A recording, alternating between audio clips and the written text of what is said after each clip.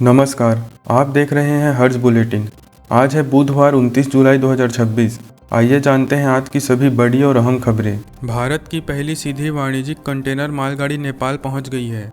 संशोधित Bharat Nepal rail परागमन protocol के तहत यह 40 डिब्बों वाली मालगाड़ी कोलकाता बंदरगाह से नेपाल के विराटनगर तक पहुंची। इस नई व्यवस्था से सीमा पर मालगाड़ी को बार बार स्थानांतरित करने की आवश्यकता नहीं होगी, जिससे माल ढुलाई का समय और लॉजिस्टिक लागत कम होगी। इसके साथ ही भारत और नेपाल के बीच व्यापार, संपर्क और आपूर्ति श्रृंखला को भी मजबूती मिलने की उम्मीद है। नागर विमान मंत्रालय ने अमृतसर से हब एंड स्पोक अंतर्राष्ट्रीय उड़ान संचालन सुविधा की शुरुआत की है। इसके साथ ही अमृतसर भारत का दूसरा स्पोक एयरपोर्ट बन गया है। इस मॉडल में छोटे या क्षेत्रीय हवाई अड्डों को एक बड़े एयरपोर्ट से जोड़ा जाता है, जिससे यात्रियों को अंतर्राष्ट्रीय उड़ानों के लिए बेहतर कनेक्टिविटी मिलती है और उनकी यात्रा अधिक आसान हो जाती है। इससे पहले 25 जून 2026 को वाराणसी से इस मॉडल की शुरुआत की गई थी।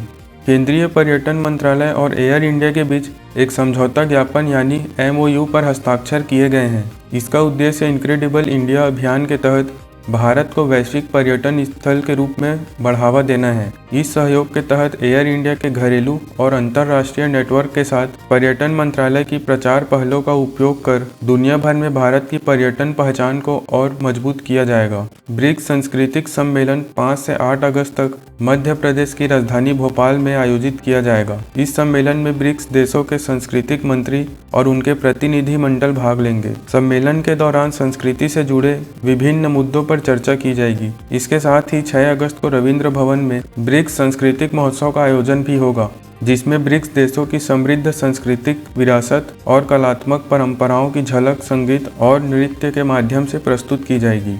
भारत के रासायनिक उद्योग को बड़ी मजबूती मिलने जा रही है। भव्य रसायन योजना के तहत 3 समर्पित केमिकल पार्क विकसित किए जाएंगे। इससे औद्योगिक विकास को बढ़ावा मिलेगा, मूल्य श्रृंखला मजबूत होगी तथा निवेश और रोजगार के नए अवसर सृजित होंगे। यह योजना वित्त वर्ष 2026-27 से 2030-31 तक यानी 5 वर्षों की अवधि में लागू की जाएगी। सुप्रीम कोर्ट ने नीट पेपर लीक मामलों को लेकर हुए हालिया देशव्यापी विरोध प्रदर्शनों के दौरान गिरफ्तार 18 वर्ष से कम आयु के उन छात्र प्रदर्शनकारियों को रिहा करने का निर्देश दिया है जिनका कोई आपराधिक रिकॉर्ड नहीं है। इसके साथ ही अदालत ने संबंधित अधिकारियों को इन विरोध प्रदर्शनों से जुड़े इलेक्ट्रॉनिक और डिजिटल साक्ष्यों को सुरक्षित रखने का भी निर्देश दिया है।